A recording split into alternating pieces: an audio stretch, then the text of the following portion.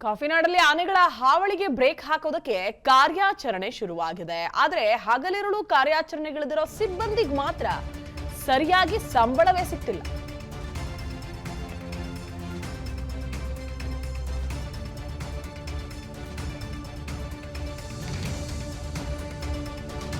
ಹಗಲಿರುಳು ಕೂಡ ಜೀವದ ಹಂಗು ತೋರದು ಕೆಲಸ ಮಾಡ್ತಾರೆ. ಆದ್ರೆ ಅವರಿಗೆ ಮೂಲಭೂತ ಸೌಕರ್ಯನೇ ಇಲ್ಲ.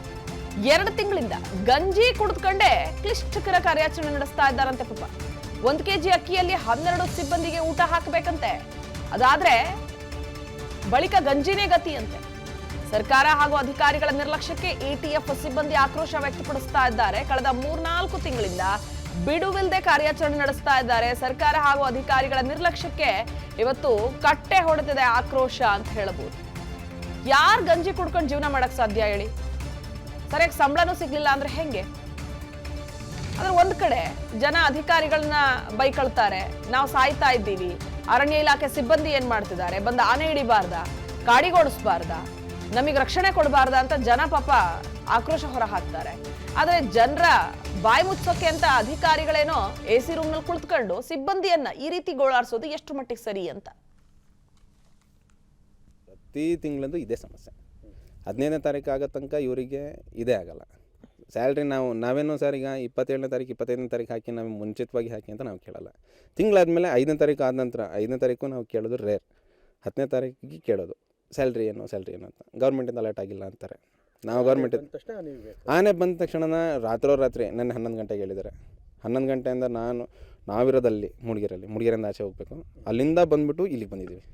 ಏನೂ ಸಿಗಲ್ಲ ಸರ್ ಇಲ್ಲಿ ಅಲ್ಲಿ ಪಕ್ಕದ ಡಿಪಾರ್ಟ್ಮೆಂಟಿಂದ ಏನೇನು ಕೊಡಲ್ಲ. ನೀವು ಊಟ ಮಾಡಿದ್ರ ಅಂತ ಕೇಳೋದಕ್ಕಿಲ್ಲ. ಇಲ್ಲಿ ಕಾಡೊಳಗೆ ಹೋದರೆ ನಾವು ಹೆಂಗೆ ಅಂದರೆ ಹೊಟ್ಟೆ ಹಸಿವು ಮಾಡ್ಕೊಂಡೇ ಹೋಗೋದು. ಹೊಟ್ಟೆ ಹಸಿವೆಲ್ಲ ಬರೋದು. ನಾವು ನಿಜವಾಗಿ ಹೇಳ್ಬೇಕಂದ್ರೆ ತಪ್ಪಲೆ ಒಂದು ತಗೊಬಂದಿದ್ವಿ. ಇದೇ ಕ್ಯಾಂಪರಲ್ಲಿದೆ, ತಪ್ಪಲೆ ತಗೊಬಂದ್ವಿ. ಅದನ್ನಲ್ಲಿ 1 ಕೆಜಿ ಅಕ್ಕಿ ತಗೊಬಂದಿಲ್ಲಿ ಮಾಡ್ಕೊಂಡು ನಾವು ತಿಂದಿದ್ವಿ. 1 ಕೆಜಿ ಅಕ್ಕಿಯಲ್ಲಿ ಎಷ್ಟು ಜನ ಊಟ ಮಾಡಿದ್ರಿ? 12 ಜನ ಊಟ ಮಾಡಿದ್ವಿ 1 ಕೆಜಿ ಅಕ್ಕಿಯಲ್ಲಿ. ಬೆಳಗ್ಗೆ ಮಾತ್ರ ಹೋಟ್ಲಲ್ಲಿ ಊಟ ಮಾಡಿದ್ವಿ. ಊಟ ವಿಚಾರಕ್ಕೆ ಬಂದುಬಿಟ್ರೆ ಊಟ ಭಾಳ ಕಷ್ಟ ಸರ್. ನಮಗೆ ನಾವು ಎಲ್ಲೆಲ್ಲಿಂದ ಬರ್ತೀವಿ, ಕಾಡಲ್ಲಿ 16 ಕಿಲೋಮೀಟ್ರ್ ನಡೀತೀವಿ, ಸುಸ್ತಾಗಿ ಬಂದಿರ್ತೀವಿ. ಬಟ್ ಕುಡಿಯೋಕ್ಕೆ ನೀರಿಗೂ ಸಮಸ್ಯೆ. ಇವತ್ತು ಇಲ್ಲಿ ಈ ಕಾರ್ಯಾಚರಣೆಯಲ್ಲಿ ನಡೆಸ್ತಾ ಇರ್ಬೇಕಾದ್ರೆ ಇಲ್ಲಿಂದ ನಾವು ಟೌನಿಂದ ನೀರು ತಂದ್ಕೊಂಡು ನಾವು ಇಲ್ಲಿ ಏನು ಅಡುಗೆ ಮಾಡ್ಕೊಂಡು ಇವತ್ತು ಈ ಕಾರ್ಯಾಚರಣೆಯಲ್ಲಿ ಒಂದು 12 ಜನ ಡ್ಯೂಟಿ ಮಾಡ್ತಾಯಿದ್ದೀವಿ ಈಗ. ಬಟ್ 12 ಜನಕ್ಕೂ ಬರೀ 1 ಕೆಜಿ ಕುಶ್ಲಕ್ಕಿಯನ್ನು ತಂದು ಅಡುಗೆ ಮಾಡ್ಕೊಂಡಿದ್ದೀವಿ ಇವತ್ತು. 12 ಜನಕ್ಕೆ 1 ಕೆಜಿ ಅಕ್ಕಿ ಮಾತ್ರ. ಅದರಲ್ಲಿ ನಮ್ಮ DRF ಗಾರ್ಡ್ ಇಬ್ಬರು ಇದ್ದಾರೆ. ಎಲ್ಲರೂ ಸೇರಿ 12 ಜನ ಇದ್ದೀವಿ ಇವತ್ತು. 1 ಕೆಜಿಲಿ ಅಷ್ಟು ಜನ ಮಾತ್ರ ಊಟ ಮಾಡಿದ್ದೀವಿ. ಬಟ್ ಅಲ್ಲೇ ಏನಂದ್ರೆ ಅನ್ನ ರೈಸ್ ಮಾಡಲಿಲ್ಲ ನಾವು. ಅದನ್ನೇ ಒಂದು ಸ್ವಲ್ಪ ಗಂಜಿ ರೀತಿ ಮಾಡಿಬಿಟ್ಟು ಉಪ್ಪು ಹಾಕೊಂಬಿಟ್ಟು ಉಪ್ಪಿನಕಾಯಿ ತಂದ್ಕೊಂಡ್ಬಿಟ್ಟು ಅದರಲ್ಲೇ ಡೀಟೇಲ್ಸ್ ನೀಡ್ತಾರೆ ನಮ್ಮ ಪ್ರತಿನಿಧಿ ಪ್ರವೀಣ್ ಕುಮಾರ್ ದೂರವಾಣಿ ಸಂಪರ್ಕದಲ್ಲಿ. Good morning Praveen. ಇಲ್ಲಿ ಸಿಬ್ಬಂದಿಗಳ ಗೋಳಾಟ ನೋಡ್ತಾ ಇದ್ರೆ ನಿಜಕ್ಕೂ ಕೂಡ ಬೇಸರದ ಸಂಗತಿ. ಯಾಕೆ ಈ ರೀತಿಯಾದಂತಹ ಧೋರಣೆ, ನಿರ್ಲಕ್ಷ್ಯ? ಏನು ಸರ್ಕಾರದಿಂದ ದುಡ್ಡು ಹಾಕಲ್ವಂತ, ಸಂಬಳ ಕೊಡಲ್ಲ ಅಂತ ಹೇಳಕ್ಕೆ, ಅಥವಾ ಅವರೇನು ಹೊಟ್ಟೆಗೆ ಊಟ ಇಲ್ಲದೆ ಹೆಂಗೆ ಕಾರ್ಯಾಚರಣೆ ಮಾಡಕ್ ಸಾಧ್ಯ? ವೆರಿ ಗುಡ್ ಮಾರ್ನಿಂಗ್ ಪ್ರತಿಭಾ.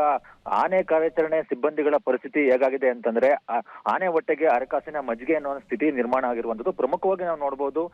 ಕಳೆದ 3-4 ತಿಂಗಳಿಂದ ಚಿಕ್ಕಮಗಳೂರಿನ ಹಲವು ಭಾಗಗಳಲ್ಲಿ ಒಂದು ಆನೆ ಕಾರ್ಯಾಚರಣೆ ನಡೆಸಿರೋದು. ಪ್ರಮುಖವಾಗಿ ಕಳೆದ 1 ತಿಂಗಳಂತೂ ಬೀಟಮ್ಮ ಅಂಡ್ ಟೀಮ್ ನ ಒಂದು ಉಪಟಳದಿಂದಾಗಿ ಬೇಸತ್ತಿದ್ದಾರೆ. ರಾತ್ರಿ ಹಗಲು ಎನ್ನದೇ ಒಂದು ಸಿಬ್ಬಂದಿ ಸುಮಾರು 30ಕ್ಕೂ ಹೆಚ್ಚು ETF ಕಾರ್ಯಾಚರಣೆಯ ಸಿಬ್ಬಂದಿಗಳು ಕಾರ್ಯಾಚರಣೆಯನ್ನ ಮಾಡ್ತಿದ್ದಾರೆ. ಆದ್ರೆ ಕಳೆದ 2 ತಿಂಗಳಿಂದ ಇವರಿಗೆ ಸಂಬಳ ಇಲ್ಲ ಅಂತಂದ್ರೆ ನಿಜಕ್ಕೂ ಕೂಡ ಯಾವ ರೀತಿ ಜೀವನ ಮಾಡಬೇಕು, ಮತ್ತೆ ಅವರನ್ನ ನಂಬಿದಂತಹ ಕುಟುಂಬಗಳು ಯಾವ ರೀತಿ ಜೀವನವನ್ನ ಕಟ್ಟಿಕೊಡ್ಬೇಕು ಅನ್ನೋ ಪ್ರಶ್ನೆ ಇಲ್ಲಿ ಕಾಡ್ತಾ ಇರುವಂತದ್ದು.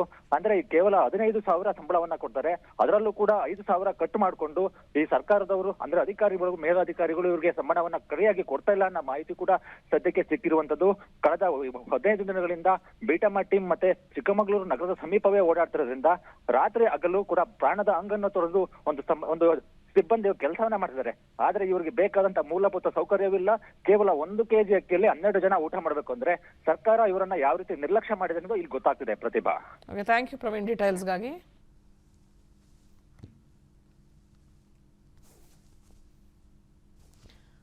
ಒಟ್ಟಾರೆ ಕಾಡಾನೆಗಳನ್ನ ಹಿಡಿಯೋದಕ್ಕೆ ಅಂತೇನೋ ETF ಸಿಬ್ಬಂದಿ ಬರ್ತಾರೆ. ಆದರೆ ಅವರಿಗೆ ಸೂಕ್ತವಾಗಿ ಸೂರಿನ ವ್ಯವಸ್ಥೆ ಇಲ್ಲ, ಜೊತೆಗೆ ತಿನ್ನೋದಕ್ಕೆ ಅನ್ನವನ್ನು ಕೂಡ ನೀಡ್ತಾ ಇಲ್ಲ ಅಂದ್ರೆ ಹೇಗೆ ಕಾರ್ಯಾಚರಣೆ ನಡೆಸೋದು ಅಂತ ಅವ್ರು ಗೋಳಾಡ್ತಾ ಇದ್ದಾರೆ.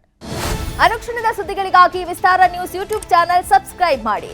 ಹೊಸ ಸುದ್ದಿಗಳ ನೋಟಿಫಿಕೇಶನ್ಗಾಗಿ ಬೆಲ್ ಐಕಾನ್ ಕ್ಲಿಕ್ ಮಾಡಿ. ಲೇಟೆಸ್ಟ್ ಅಪ್ಡೇಟ್ಸ್ಗಾಗಿ www.vistaranews.com ವೆಬ್ಸೈಟ್ಗೆ ವಿಸಿಟ್ ಮಾಡಿ. ಅಂಗೈಯಲ್ಲೇ ಜಗತ್ತಿನ ಸುದ್ದಿ ತಿಳಿಯಲು ವಿಸ್ತಾರ ನ್ಯೂಸ್ ಕನ್ನಡ ಆಪ್ ಡೌನ್ಲೋಡ್ ಮಾಡಿ.